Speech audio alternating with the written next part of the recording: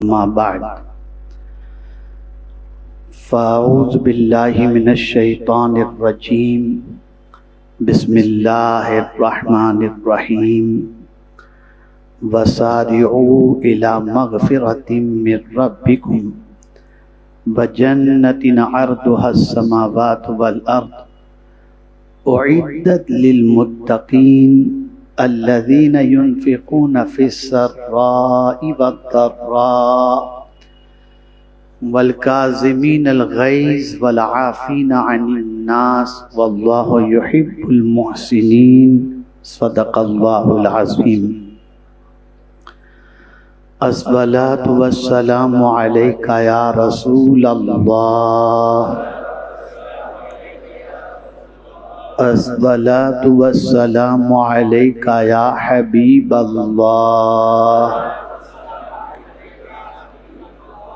الصلاة والسلام عليك يا نبي الله وعلى آلك وأصحابك يا نور الله صلی اللہ تعالی علیہ وسلم. جنت کس کے لیے؟ آج کا موضوع ہے جنت کس کے لیے. جس آیت کی تلاوت کا شرف حاصل کیا اس میں اللہ عز و جل ارشاد فرماتا ہے اور دوڑو. چلنے کی بات نہیں ہے. اچھا کمال کی بات ہے قرآن میں کہیں فرمایا فَفِرُّوا إِلَى اللَّهِ، اللہ کی طرف بھاگو، دوڑو. تو جب دوڑنے کی بات کہیں قرآن مقدس میں کہی جائے تو یہ سمجھ لینا چاہیے کہ اب آہستہ چل کر کام نہیں بنے گا. جب دوڑنے کے لیے کہا گیا تو اس کا مطلب یہ کہ اب جلدی کرو، بھاگو جتنا جلدی تم کر سکتے ہو.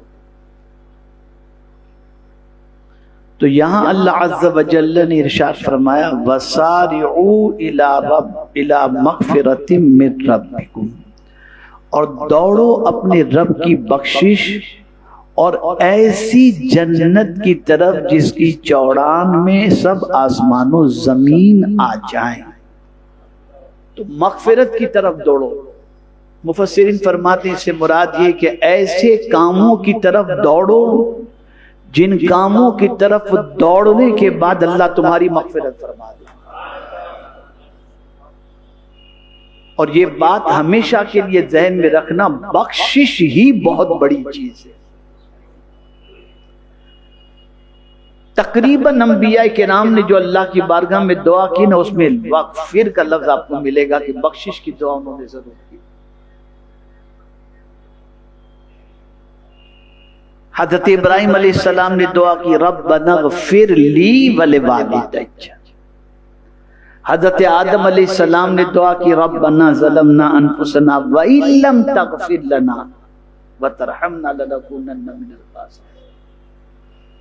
اسی لیے دو مسلمان جب آپس میں ملیں تو جدا ہونے سے پہلے اللہ دونوں کی بخشش فرما دیتا ہے. لیکن ملنے کا طریقہ کیا ہے؟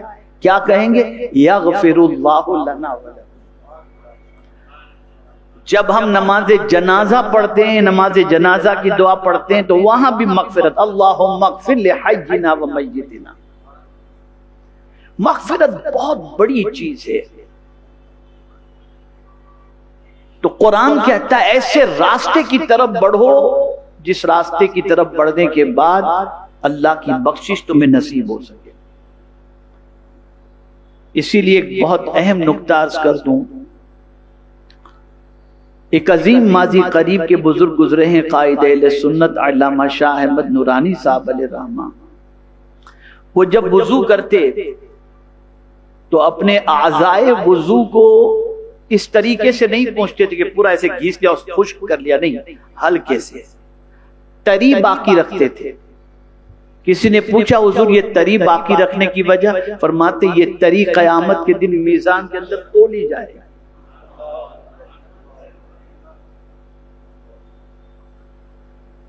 تو مغفرت بہت بڑی نعمت ہے. تو اللہ فرماتا ہے بخشش کی طرف دوڑو، چلو نہیں، دوڑو، اور جنت کی طرف دوڑو. تو ایک تو بخشش کی بات کی گئی، دوسرا جنت کی طرف. تو اب کہیں کوئی ڈائریکشن تو لگا ہوا نہیں کہ ادھر دوڑو تو مغفرت ہو جائے گی، ادھر دوڑو تو جنت ہے. نہیں، جن جن اعمال سے اللہ نے مغفرت کا وعدہ فرمایا اس کو ان شارٹ اگر آپ سمجھ لیں، ان الحسنات یذہبن السیئات، نیکی گناہوں کو مٹا دیتی ہے. تو نیکیوں کی طرف دوڑو، اعمال صالحہ کی طرف دوڑو، بخشش مانگنے کی طرف دوڑو. اور جنت کیسی ہے، کتنی چوڑان ہے اس کی؟ صرف جنت کی چوڑائی اتنی ہے کہ اس میں سارے آسمان اور زمین آ جائیں. اتنی تو صرف چوڑائی، لمبائی کی بات نہیں کہی، چوڑان کی بات کی. اب سوال یہ پیدا ہوتا ہے یہ جنت ہے کس کے لیے؟ تو اب قرآن کہتا ہے اعدت للمتقین، یہ جنت تو ہم نے پرہیزگاروں کے لیے تیار کر رکھی. اب اللہ عز و جل جب کوئی بات فرماتا ہے تو گنجلک نہیں ہوتی، اس کے اندر جو ہے وہ تفصیل بھی ہوتی ہے تاکہ سمجھنا بھی آسان ہو جائے. اب آج کے دور میں تو کیا گلے میں مالا ڈال کر آدمی سمجھتا ہے میں متقی ہو گیا، زلفیں بڑھا کر آدمی سمجھتا ہے متقی ہو گیا، لباس موٹا پہن کر متقی ہو گیا، داڑھی اور پتہ نہیں کیا کیا متقی کے اعتبار سے آدمی سمجھتا ہے. قرآن نے بتا دیا متقین کون ہے، جن کے لیے جنت ہم نے سجائی ہے. وہ جنت ہے کس کے لیے؟ یہ تو فرما دیا متقین کے لیے. اب متقین کون ہے، پرہیزگار کون ہے؟ تو پہلی چیز بتائیے الذین ينفقون فی السراء والضراء. متقین وہ ہے جو راحت میں اور تنگی میں دونوں حالتوں میں اپنے رب کے نام پہ خرچ کرتا رہتا ہے. یہ ہے متقی. راحت ہو تب بھی خرچ کرتا ہے اور تنگی ہو تب بھی خرچ کرتا ہے، خوش ہو تب بھی خرچ کرتا ہے اور غم میں ہو تب بھی خرچ کرتا ہے. یہاں سے یہ بات سمجھ میں آئی متقین لٹنے والے کا نام نہیں، لٹانے والے کا نام. متقی لوٹنے والے کا نام نہیں، لٹانے والے کا نام.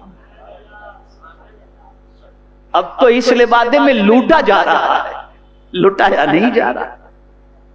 اب متقی لٹاتے، وہ کیسا لٹاتے ہیں تاریخ اٹھا کر دیکھ لیجئے آپ. یوں ہی امام حسین کو سرکار نے نوجوانان نے جنت کا سردار فرمایا. دیکھ لیجئے سخاوت آپ ان کی، کتنا لٹایا ہے. جب مال لٹا دیا تو پھر بیٹا بھی لٹا دیا اور جان بھی لٹا دیا، سب لٹا دیا اللہ کے نام. تو متقی جو ہوتا ہے وہ خرچ کرنے والا ہوتا ہے اللہ کے نام پر. خوشی میں بھی خرچ کرتا ہے اور غم میں بھی خرچ کرتا ہے. ہمارے یہاں خوشی میں کم خرچ آدمی کرتے ہیں، غم میں زیادہ خرچ کرتے ہیں. آئیے میں قرآن کی روشنی میں سمجھا دوں تاکہ سمجھ میں آئے. اللہ عز و جل فرماتا ہے یا ایھا الذین آمنوا انفقوا مما رزقناکم من قبل ان یأتی احدکم الموت فیقول رب اخرتنی او کما قال. اے ایمان والو موت کے آنے سے پہلے اللہ کے نام پہ خرچ کر دو. کہ جب آدمی موت دیکھتا ہے تو کہتا ہے موت تھوڑی رک جا میں ابھی کچھ دے دوں. تو دیکھیے موت کے ٹائم پہ آدمی صدقہ شروع کر دیتا ہے، دو بکرا نکالو، مرغی نکالو، یہ نکالو. موت جہاں دیکھا کہ لٹانا شروع کر دیا. قرآن کہتا ہے موت کے آنے سے پہلے لٹاؤ. جب تم خوشی میں لٹاؤ گے تو غم میں اللہ تعالیٰ تمہارے لٹانے پر تم پر مزید کرم فرما کر تمہیں خوشیوں کی دولت سے مالا مال فرما. فَيَقُولُ رَبِّ لَوْلَا أَخَّرْتَنِي إِلَىٰ أَجَلٍ قَرِيبٍ فَأَصَدَّقَ وَأَكُن مِّنَ الصَّالِحِينَ. متقی کو آپ دیکھیں گے وہ سخی ہوگا. متقی کبھی بخیل نہیں ہو سکتا.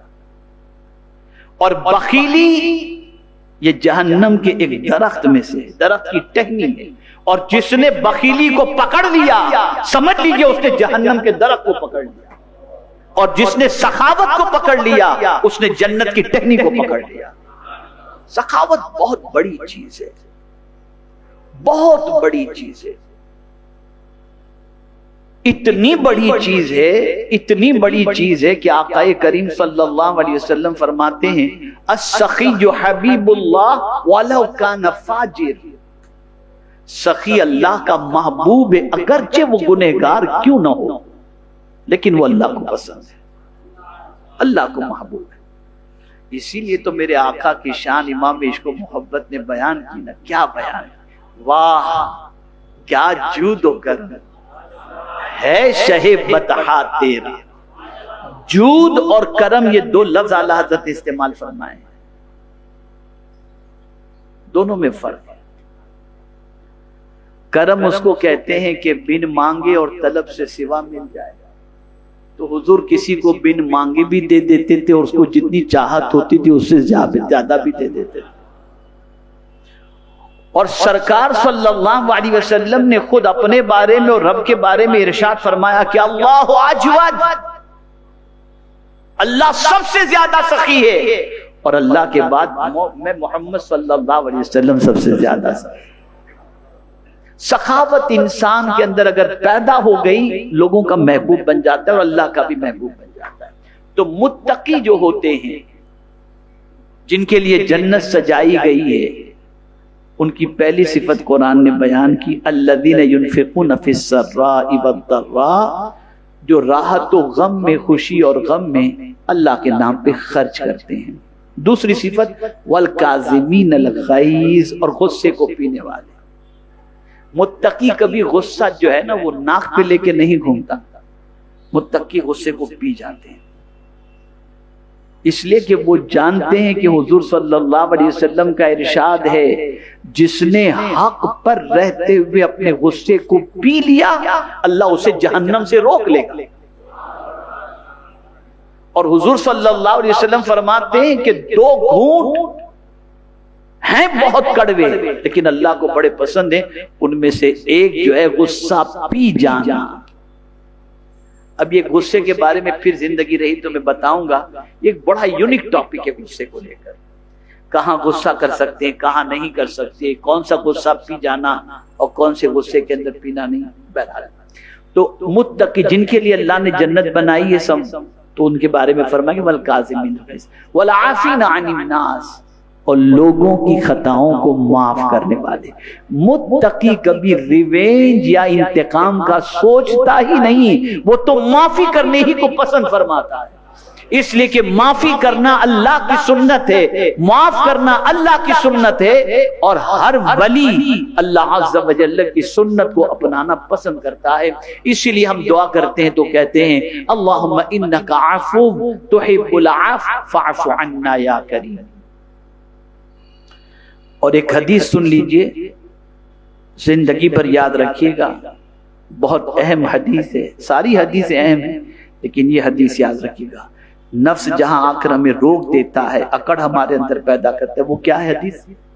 حدیث یہ آقا کریم صلی اللہ علیہ وسلم فرماتے ہیں صدقہ دینے سے مال کم نہیں ہوتا اور معاف کرنے سے عزت کم نہیں ہوتی۔ یاد رکھیے گا۔ اور پھر آگے فرمایا واللہ یحب المحسنین، اللہ احسان کرنے والوں سے محبت فرماتا ہے۔ تو پہلی چیز آپ سمجھ گئے، دوڑو مغفرت کی طرف اور اس جنت کی طرف جس کی چوڑان ساتوں آسمان و زمین جس میں سما جائیں اتنی اس کی چوڑان ہے، اور یہ جنت سجائی گئی ہے متقین کے لیے، اور متقین اس کو کہتے ہیں جو اللہ کے نام پہ خوشی اور غم میں خرچ کرتا ہے، غصے کو پی جانے والا ہے اور لوگوں کی خطاؤں کو معاف کرنے والا۔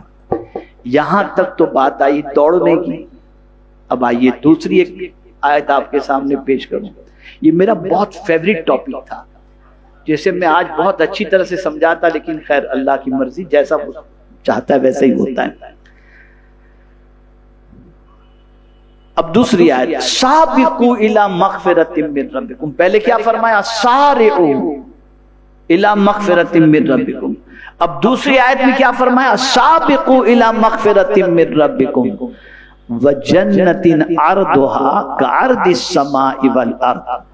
اب یہ کس کے لیے سجائی گئی ہے؟ اب یہاں بتایا گیا اعدت للذین آمنوا باللہ ورسلہ ذالک فضل اللہ یؤتیہ من یشاء واللہ ذو الفضل العظیم۔ بڑھ کر چلو، پہلے کیا فرمایا؟ دوڑو، تو دوڑنے والے تو کئی ہیں، بخشش کو حاصل کرنے اور جنت کی طرف دوڑنے والے تو کئی لوگ ہیں، کئی دوڑ رہے ہیں۔ اب یہاں قرآن کہتے خالی دوڑو ہی نہیں، آگے نکل جاؤ، اب آگے نکل جاؤ، دوسروں کو پیچھے رکھ دو، تم آگے نکل جاؤ اللہ سے مغفرت پانے کے اندر اور اللہ کی جنت کی طرف۔ دوڑو نہیں، اب بھاگو، یعنی آگے نکل جاؤ، بڑھ کر چلو اپنے رب کی بخشش اور اس جنت کی طرف جس کی چوڑائی جیسے آسمان و زمین کا پھیلاؤ تیار ہوئی ہے ان کے لیے جو اللہ اور اس کے سب رسولوں پر ایمان لائے۔ پہلے فرمایا گیا اعدت للمتقین کہ جنت کس کے لیے؟ متقین کے لیے، اور متقین کی فہرست متقی کون ہے اس کی تفصیل بیان کی گئی۔ اب یہاں جن کو دوڑنے کے لیے کہا جا رہا ہے جنت کی طرف اور بخشش کی طرف، تو وہ کون ہیں جن کے لیے اللہ نے جنت سجا کے رکھی ہے؟ تو فرمایا للذین آمنوا باللہ ورسلہ، وہ جو اللہ اور اس کے سب رسولوں پر ایمان لائے، یہ اللہ کا فضل ہے جسے چاہے دے اور اللہ بڑے فضل والا ہے۔ چلیے تھوڑا سا فضل و کرم کو سمجھا دیں۔ کرم کہتے ہیں کسی چیز کے عوض میں تمہیں کوئی چیز ملے، اسے کہتے ہیں کرم۔ آپ نے محنت کی، مزدوری ملی، یہ ہو گیا کرم۔ اور فضل اسے کہتے ہیں کہ آپ کی کوئی محنت نہیں، آپ کسی چیز کے مستحق نہیں تھے، بغیر کسی اس کے اگر یوں ہی اگر مل جائے تو یہ اللہ کا فضل ہے۔ ذالک فضل اللہ یؤتی من یشاء۔ تو یہ جنت کس کے لیے سجائی گئی؟ اعدت للذین آمنوا باللہ ورسلہ، جو اللہ پر اور سارے رسولوں پر ایمان لائے۔ اب یہاں ایک اور آیت اس کے ساتھ لگا کر میں پیش کروں گا تو مضمون سمجھ میں آ جائے گا۔ آپ کہیں گے میں بھی اللہ پر ایمان لایا، میں بھی سارے رسولوں پر ایمان لایا، ٹھیک ہے، آپ ہم سب ایمان لائے، لیکن ہمارا ایمان کیسا ہے وہ بھی اللہ جانتا ہے۔ ہمارا ایمان کیسا ہے؟ ہم دل سے تو اللہ کو مانتے ہیں لیکن اللہ کی ماننے کو تیار نہیں۔ ہم اللہ کے رسولوں کو مانتے ہیں، اللہ کے رسول کی بات ماننے کے لیے تیار نہیں۔ تو قرآن نے کہا یا ایھا الذین آمنوا آمنوا باللہ ورسولہ، اے ایمان والو ایمان لاؤ اللہ پر اور اس کے رسول پر۔ یہاں سے یہ بات سمجھ میں آئی، ایسا ایمان لاؤ جس ایمان کے بعد تمہارے دل میں کسی قسم کا تردد نہ ہو۔ اللہ کو مانو تو وحدہ لا شریک مانو، بے عیب مانو، اس پر توکل کرو، اس کو مدد کرنے والا جانو، کامل یقین اس کے اوپر رکھو، اس طرح سے اپنے رب پر ایمان لاؤ۔ اور ایسا ہی رسولوں پر ایمان لاؤ کہ رسول کی کوئی بات ایسی نہیں ہوتی جس بات پر عمل کر کے انسان کا دنیا میں کوئی خسارہ ہو یا آخرت میں کوئی خسارہ ہو۔ تو جنت سجائی گئی ہے اللہ پر ایمان لانے والوں کے لیے، اللہ کے رسولوں پر ایمان لانے والوں کے لیے، اور جنت ہے متقین کے لیے۔ میرے پیارے آقا صلی اللہ علیہ وسلم کے پیارے دیوانوں، اس لیے ضرورت اس امر کی ہے کہ بس یوں سستے سستے میں جنت کا سودا نہ کریں، بہت ٹف ہے۔ اللہ نے تو جنت جو ہے بیچ دی ہمیں، اور اللہ نے ہمیں خرید لیا ہے۔ فرمایا ان اللہ اشتری من المؤمنین انفسهم واموالهم بان لهم الجنہ، کہ بے شک اللہ نے مومنوں کے جان اور مال کو خرید لیا جنت کے بدلے میں مولا جان بھی تو نے ہی دی، ایمان بھی تو نے ہی دیا، اور پھر خرید بھی تو ہی رہا ہے، تو جواب ملے گا میرے محبوب کی محبت کی وجہ سے اب تمہاری جان بھی قیمتی ہو گئی اور تمہارا ایمان بھی اور تمہارا مال بھی قیمتی ہو گیا۔ اس لیے یہ دو چیزیں جب تمہیں نصیب ہو گئیں تو اس کو خریدنے والا میرے جیسا پروردگار ہے، میں ہوں خریدنے والا، میں ہی پروردگار ہوں، میں ان دونوں چیزوں کو خریدوں گا اور خریدنے کے بعد تمہیں جنت عطا۔ تو ان چیزوں کو ذہن میں رکھیں۔ سستے سستے میں جنت قرآن میں ہے، قرآن مقدس میں اللہ عز و جل نے فرمایا ام حسبتم ان تدخلوا الجنہ، آسان سمجھ لیا جنت میں یوں ہی داخل ہو جائے، اتنی سستی جنت نہیں ہے۔ کہیں سرکار صلی اللہ علیہ وسلم نے جنت کے بارے میں فرمایا الجنت تحت السیوف، جنت تلوار کے سائے میں، کہیں فرمایا الجنت تحت اقدام الامہات، جنت ماں کے قدموں کے نیچے۔ تو عرض کرنے کا منشا یہ ہے کہ جسے جنت میں جانے کی تڑپ ہو اسے چاہیے کہ نیکیوں کی طرف دوڑے بھی، مغفرت حاصل کرنے کی طرف بھاگے بھی، اور صرف دوڑے ہی نہیں دوسروں سے آگے نکلنے کی کوشش کرے، اور ایسے اعمال کی طرف دوڑے اور آگے نکلے جو اعمال اسے جنت کی طرف لے جانے والے ہیں اور اس کی بخشش کا ذریعہ بننے والے ہیں۔ آج گناہوں کی طرف تو لوگ بڑھ رہے ہیں اور بھاگ رہے ہیں، نیکی کی طرف بھاگنے سے اور دوڑنے سے انسان کتراتا ہے۔ خدا کے لیے نیکیوں کے سلسلے میں جذبہ پیدا کرو، شوق پیدا کرو، اور اپنے آپ کو اللہ عز و جل اور اس کے رسول صلی اللہ علیہ وسلم کی تعلیمات پر عمل کرنے کے لیے اپنے آپ کو تیار کرو۔ یہاں یہ بھی فرمایا گیا وَسَارِعُوا إِلَىٰ مَغْفِرَةٍ مِّن رَبِّكُمْ، مفسرین فرماتے ہیں اس سے مراد یہ ہے کہ توبہ میں جلدی کرو۔ کہیں کسی مفسر نے یہ فرمایا صف اول کے اندر نماز میں کھڑے ہونے کے لیے جلدی کرو۔ اسی کئی تفسیریں اس کی موجود ہیں، مختصر یہ کہ ہر وہ عمل جس سے اللہ عز و جل بخشش فرما دیتا ہے اس عمل کی طرف دوڑیں۔ اللہ عز و جل